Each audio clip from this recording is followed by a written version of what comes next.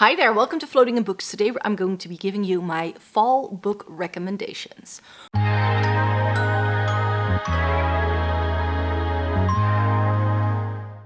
Welcome to everybody watching today. Thank you so very much for joining me. This video is all about my fall book recommendations. I did a video like this last year, but there won't be any doubles of any of the books I already mentioned then. So make sure to link that video down below that if you want more fall book recommendations, then you can.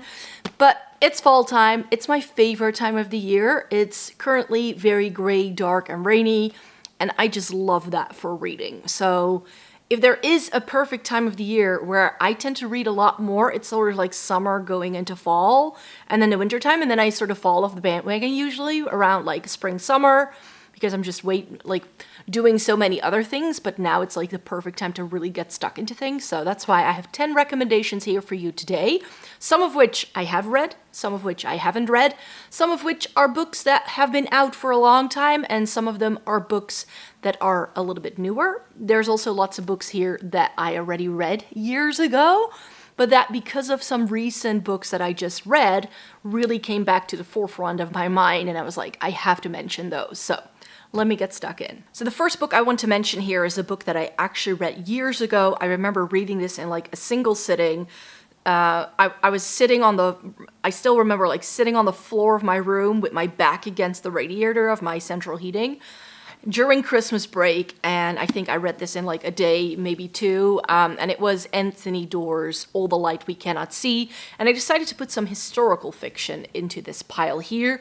And the reason why I wanted to mention this one is because Netflix now has a movie or TV series. I don't remember exactly which it was, but the minute I saw the announcement, I was like, right, that is a lovely story. I really enjoyed this book. It was one of my favorite books I read that year, and I read it right at the tail end of that year, and I was like, okay, I'm very curious to see what they've turned this into in terms of like a movie, but if you want the real deal with book to movie adaptations, I'm always a little bit skeptical. I tend to like the book better than I do the movie version, most definitely.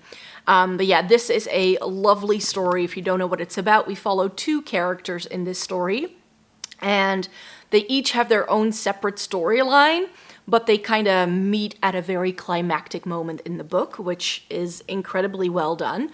The first character we're following is a girl who lives in Paris with her dad, and her dad works at the Museum for Natural History or National Treasures, something like that, and she happens to be blind, and her dad has created this miniature version of Paris so she learns how far she needs to go and like how to walk around the streets. And then because of the Second World War, her and her dad have to flee Paris because of the invasion, and they join her uncle, I believe, in this like coastal town, and then she needs to learn the streets there again. So for a very big part of the story, we are sort of getting to know her and her father, and it's very much about her life in occupied France, and there is this like plot going on in the background, but I don't want to say too much about it because then I would give away too much of the story. But there is sort of like a subplot which in the end turns out to be very, very important, that has to do with this girl. So that's definitely part of it. And then our second character we're following is a boy who grows up in Nazi Germany, and he has talent with radios, and he is put on this expedition to figure out this weird radio signal that they're picking up in France, and that's how they sort of get tangled up. Sounds like it's going to be perhaps a bit of a love story. It isn't, because I think they meet for about 30 seconds in the entire book, but we get both their backstories, where they're coming from, how they grow up, how they end up in the different positions that they end up in. So it's, I think, a very good take on sort of like growing up in this time and day and age, and also all of the other like implications that the war had for different people in like different factions within Europe. So this is a very interesting book. It is big though, so that's why I'm saying, like, if you have a day like today where it's just absolutely dreary and you don't want to leave your house, a book like this is just perfect to just get stuck into. And I remember the writing of this was so well done and the characters really came to life. So this is far more of a character-driven story than a plot-driven story, I would say. And I really enjoyed it. Again, this is now a on Netflix as well, so you can watch it if you don't want to read it, if this is going to take up too much of your time. But that's why I wanted to feature it here. Because of some of the themes in here, it can be a little bit dark and dreary and sad as well. So it does fit perfectly with the mood we've got going on now as well. Some more historical fiction is by Gaslight by Stephen Price. This is a book I've shown you before. This is another historical fiction novel, which is quite chunky. And this is about an American Pinkerton agent. He's the founder of the Pinkerton Agency, which is an agency of private detectives. And he ends up in London. And it's like late 19th century London with all the fog and like what Victorian London was known for. And I think there's like a thief or a murder going on, and he somehow gets caught up in like figuring out what's going on, even though a lot of people in the London police force don't seem to be really interested in it. This has, you know, again, a very interesting character. It wasn't always believable because this isn't like super close to like actual facts of the time period. Real people are being used, and some real things that have happened are definitely in this story. But this is, again, very atmospheric. This is a book I really just enjoyed because of the atmosphere that it really put at the forefront of this like murky city with the fog and all of like the smoke from all of the factories that were going on in London at the time, all of the horses and carriages going around. It really just sets an incredibly good mood, and it's a very moody story. So if you're in for a very moody story, then this is a nice one. It does have a detective element as well, so if you like solving puzzles, then this might be nice as well. So this was a good one, and I think it's great for the fall season because of that moody sort of atmosphere. And then we're sort of making a little bridge towards the more like fantasy stuff as well, because I love a good bit of fantasy. This is The Historian by Elizabeth Kostova. This is another chunky one. This is another book I really enjoyed. I think I did read this over like the summer period though, but still. This book is set all across Europe as we are following we're actually reading a diary of a woman who tells about like when she was a girl, how she traveled around Europe with her dad, trying to find out about this very mysterious thing that happened to his college professor when he was studying for his PhD. And all of a sudden one night, his college professor is kidnapped and he disappears into oblivion, and there's this whole thing. And then what we know very soon is that then all of a sudden her father disappears in a very similar manner to this PhD supervisor that he used to have. So there is this ongoing plot, and her dad has been trying to find his PhD professor for years, and on some of the travels she figures out that her dad is actually trying to solve the puzzle of what's going on. They even go as far as Turkey at some point. Her dad doesn't like to fly, so they take the train everywhere.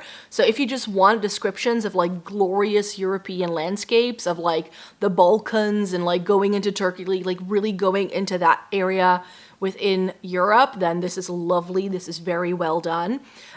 Because it's a diary, it is sort of like it unfolds as things are happening. And it's sort of written as a diary where she reflects on her childhood memories. But then at a certain point in time, it becomes more like current day. And she's definitely writing this to like give it to someone else in the future.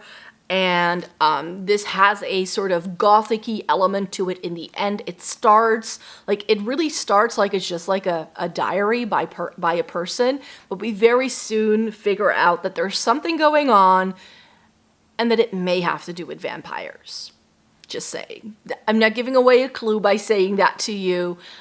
This is definitely a sort of really good blend of sort of like fantastical supernatural elements combined with like academics and like travel and all of that. So if you like dark academia, but you want that more fantastical twist to it, then this may be a really good one as well. And I haven't heard many people talking about this at all. This is also a book that I have had sitting on my shelves for years until I finally decided to read it. And then when I read it, because it's a very chunky one. It's like 750 pages, I think. And like the font is like super duper tiny. So this could have been like a 1,000-page book. But this is very well done. It's very well written. It comes together really nicely. In the end, And where it's sort of like very slow going in the first 2/3 of the book, it becomes a little bit more action-packed once we get towards the climax of the book. So this is another great one. I think it's a great fall read, not only because it has vampires, but also because it again has that really dark, moody, but also sort of like hopeful message at the end of it. So The Historian by Elizabeth Kostova is a great fall read. Moving on then to a book that I read this summer. It's Jade City by Fonda Lee. I cannot get over how much I actually love this book. And I still need to read the other two in the series, so I hope it continues the way it is. But I wanted to, before I went back to this, I wanted to make sure I completed another series I started this year first. So I'm first going to be finishing off the Red Sister trilogy by Mark Lawrence that I was reading. And then I can hopefully finish the other two books before the end of the year. Fingers crossed, because I do feel like I'm definitely sort of starting to feel like I want to read slightly other things than like straight up fantasy like this is. But this isn't as like fantasy heavy as some other stories, because the world we are introduced to feels like it could be our world with like supernatural elements. So it's not a super fantastical world, even though the place this takes place in doesn't really exist in the real world. But there's a lot of real world inspiration, and I think that's why this book is so well done, because it takes a lot of elements that we know and then it sort of twists it upside its head, which I just love. So if you don't know what Fonda Lee's Jade City is about, it is about a society where green bones who can wear jade have special powers. They do have to be trained to control those powers, because else the jade can sort of eat you up alive. And we follow one main family of green bones, and it's sort of like a little Romeo and Juliet-esque, where we have like feuding factions, feuding families if you wish, because it is very sort of family-centric. A bit like the Mafia as well, there is definitely like this crime element to it as well, because it's very much talks about how these families control different parts of the cities and like having to pay dues, and it's a whole thing. It's sort of, it feels like a gangster novel at the same time, but it does have this fantastical element, because our gangsters are like the people who can do like the special things. And it's sort of like about the feud going on within the family, like who likes who and who is like coming up in the family. So it's very much about power struggles, and like there's this very sort of like political element to it as well, and about corruption and that. But at the same time, we learn about what these powers are and how they can be controlled and what happens if you can't control them. So there's that. And we just get a very rich world where the culture and the entire city just feels real. That takes center stage in this world. And I think that's why for a lot of people, this doesn't feel like real fantasy. But then I always ask myself, like, what do you then feel is real fantasy? Like, does it need to have dragons and like castles and witches for it to be fantasy, or does it just mean that we've created a world that doesn't exist in our world where everything takes place? And for me, that's enough for it to be fantasy. So yeah, it feels very real. It feels like this could happen within our world, and I think that is just the epitome of a good fantasy novel. I was very engrossed with it. This is, again, quite a chunky read, and it can be a little bit slow going, but Fonda Lee is the queen of the plot twist. There are a couple of things that happen already in the first book that completely put just everything you've learned until that point is no longer going to work, and then the characters need to figure it out. And it's just so well done. I'm normally not a fan of multiple POV stories, but this one works because we get the point of view of a couple of these different characters that we are following from this one family. It just adds so many layers to the story, so this just shows me that if a multiple POV is done well, I can like it very much. I just feel that most stories just don't do it very well, I think. So yeah, Jade City, Fonda Lee, great fall read. Again, a chunky one that really, like, you need to sink your teeth into it to really get going. But once you do, like the first 200 pages or so I struggled with, but then the rest of this story, I read in like 1 or 2 sittings. It was great. Loved it. And then I have 2 books by the same author, and actually one book that I did read by this author is going to be mentioned a little bit later on, but I bought myself some Sylvia no, Silvia Moreno Garcia, that's her name. I always mix up her last name. And she just really writes stories that I think are verging on like gothic-y elements, like dark, sort of noir, criminal, but not quite. And they seem to have like weird twists. That's all I knew going into it. But when I read the blurbs of these, I had to pick them up. And this is why I'm saying, like, when I finish my Red Sister trilogy, I don't know whether I want to get stuck into a fantasy-heavy story again, because I have quite a few of these, like, gothic-y, darker stories that I think are just going to be perfect for right now. So it doesn't necessarily have to be these two books particularly, because I have a couple of other ones that I'm interested in reading. But these are very good contenders to go on to, like, a next TBR for, like, November and December. So Silver Nitrate is her newest novel. This came out in the summer season, and I picked it up from my local bookstore straight away.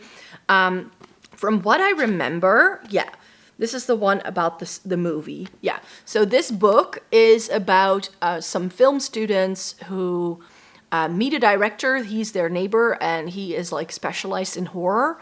And then they kind of figure out that maybe it's not all like make-believe that he does in his movies. I think that's the blurb, at least that's what it insinuates when I read the blurb in this novel. So, and just this like still from like, I think it's like an older movie. That's what it looks like. And I took a Gothic fiction class when I was a student. And the lecturer also wanted us to watch some movies that were like pivotal in like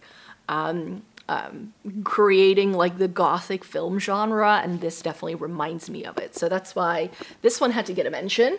And that's another thing that, like, she has a running theme of everything being set in Mexico and like darker, more underground things. And I just really like this cover. The minute I saw it, I wanted to read this book. So this is set in Mexico in the 1970s, and it's very apparently a dangerous country here. So there's someone who's disappeared and two people who are trying to figure out what's going on. It apparently involves Russian spies, hitmen, and just, you know, people being very duplicitous. So I'm like, whatever, this sounds like something that's right up my street, so I can't wait to read this. And let me then tell you about a book I read quite recently. I read this when I was on my trip to Florence, which you have seen me vlogging, and this is Mexican Gothic by Silvia Moreno Garcia. This was like the top of the list on Goodreads, and that's why I ended up picking it up.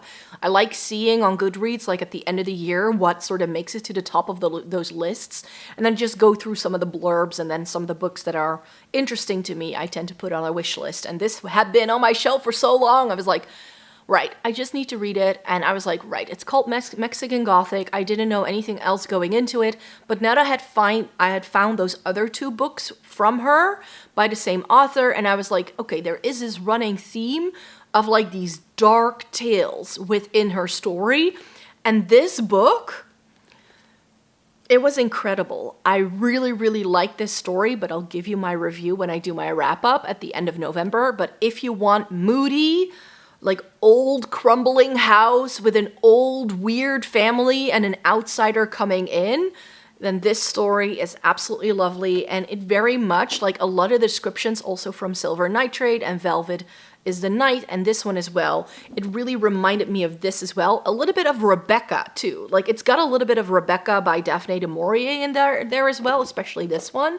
But Night Film by Marisha Peschel, this is also about a very obscure film director who has a cult following, and he has disappeared. And there is this house where he filmed most of his horror movies, and there's like this whole like cult going on online and people discussing what might have happened to them. And our main character is part of this cult trying to figure out what's going on. And people like go to this house and trying to figure out what happens. And this is a mixed media story where we even get some emails and like some other things going on. Let me see, like you get things like that, like internet search things. And yeah, it's about like trying to figure out like what happened to this man. Why does he no longer make videos? Why is this house abandoned? And that's a sense that we get in Mexican Gothic as well. So when I was reading this, all of these other stories just came to the forefront of like, oh yeah, that's another like great gothic-y dark read. This one, not only because we get like a horror movie director who's like the center of the stage, like center stage in this story, but just the entire atmosphere of the house when they end up like breaking in and like trying to figure out where all the scenes were filmed. This is an incredibly dark mood. Like, it's a horror story on a page, essentially, I feel, but without there being lots of like dead bodies and gore, which is, you know, your typical slasher film. I just think this is a very good dark novel that's very well done. And I felt the same about this, really. It's dark, it's eerie, it's cold. Like, you can sometimes feel the cold that is being described, like, seeping in. Like, the way that the house that is taking, where a lot of the action takes place in the story, the way that's described, and the way this actually is resolved. Like, it's a wild ride, this one. It is a wild ride, but I think it's one of the better gothic novels I've read in years, and that's saying something. And then the book that I also read when I was in Florence is Bunny by Mona Awad. And as I finished this, it very much reminded me of this. So that's why, again, I have a tandem here. So in case you don't know what Bunny is about, again, full wrap-up is coming towards the end of November, when I've hopefully read like another 1 or 2 books before the end of this month, maybe early December. That's when I'll update you again with my review. But yeah, Mona Awad is, Bunny is a book that I just saw so many people talking about online. And then my neighbor was actually talking about how she read it and she really loved it. So I was like, okay, I need to prioritize this. And this is, again, like pretty dark. I mean, we are following a character who's doing this creative writing program at this elite university. So it kind of falls within the dark academia realm, but it kind of critiques it. And then there's this clique of girls, and she becomes part of this clique of girls, and they call themselves Bunny. So, how are you doing, Bunny? Like that. So it's like sorority society. That's what it's critiquing as well. And then at the same time, some really weird things happen. So this is quite dark. It's quite fantastical, even though it's placed in like modern day society. Like, this feels like our society. It's not trying to be a fantasy novel at all. But the ending of the story very much reminded me of some of the things that are going on in this book. This is Bret Easton Ellis' American Psycho. There is a movie of this with Christian Bale. And I think the movie, I've never actually seen it, but what I've heard about it is that it's not a great representation of what this book actually tries to do. In this book, we follow a man who works in finance in New York, and he's describing everything from his perspective and how he's like fed up with all the fake, phony people around him. And he has a very dark mind. And one day he ends up like taking someone's eye out from a homeless person. And from there, his level of violence just escalates, and we follow him as his level of violence escalates to actually committing murder, in all of its gruesome, horrible details. Apparently, horrible details. I was mixing up 2 words that were in my brain. And apparently in the movie, there is a particular scene that's in the book that isn't in the movie because it's quite graphic and gruesome. When I was reading this, I could only read this during the daytime. If I tried to read this too late at night, I couldn't sleep. It's this terrible. But there is a twist at the end, which this book also has, that makes you question everything you've just read. This one is a bit more subtle about it, I feel. Like, if you don't pay attention to the narrative, then just goes like, wait, what? He's just getting away with everything? What's going on here? But there are like 1 or 2 lines where this book, if you read carefully enough, you go like, wait, what? Really? Is that what's going on? I don't want to give away the clue, but something similarly is going on with that. And what do I mean with that? Both of these books are written from first-person perspective, so it's all like I. We are only following the mind of one person, and the books makes you question how reliable this narrator is. Like, is this person right or not? That's what both of these books do. So this one I liked because it has very quick, witty writing, but because I had already read a book like it, I felt the effect was a little bit like, it felt a little bit cheap at the end, I feel. Whereas in this one, I thought it was a lot more like revolutionary than in this one, because I probably read this one first. But yeah, this is a great one if you want a more modern take on this, or if you don't like gore, then, well, this is quite gory at times as well, I have to say. Like, it's got some actually like horror, like gore, body horror elements in it, and this one too. So both of these are not for the faint of heart, but that's why I found them pretty comparable in the way it was written. And I haven't like read anything about Mona Awada whether she took any inspiration from this or not, but when I was reading it, I was instantly reminded of it. And it was really strange because I was finishing this book as I was flying home from Florence, and I just couldn't put it down. Like, I just couldn't put it down. I was like, but then I finished it and I was like, there was this itch in my brain where I was like, it's giving something. And I couldn't put my finger on it. And then I got home and I was like, it's this. So that's why I was like, okay. So yeah, these are my 10 fall reads. Here they are behind me. I hope that you got something out of this video, and that maybe my recommendations can be helpful if you're trying to find out what books you might want to read. As I mentioned, I like dark, horrible, gothic-y, moody things this time of year. I know some people don't like that because it makes them feel depressed. I definitely have like music and books that I tend to read, or movies I like to watch. If it's like the dead of winter, that pick-me-up that I just need when it gets too dark and dreary. But at this point in time, I'm not like so much, like I'm still willing to embrace the darkness we're having at this point in time. I'm not sure if that makes any sense, but yeah. If you don't like moody things, then this was not a list of recommendations for you, but I think I've done a seasonal recommendations list for an entire year now, so I have more videos up for spring, for summer, for winter as well. So you can definitely stay tuned and expect me to do a overview of some winter recommendations as well. So stay tuned for more. I come on here once a week to talk about books and lifestyle related things. I like to do a bit of fashion. I'm currently trying to film some like weekend outfits so that you have an overview of what kind of outfits I like to wear throughout the week when I go to work. So that's a video I'm working on, and that will be my next one. So I hope you'd like to stay tuned for more, and then I hope to see you in my next one. Bye-bye.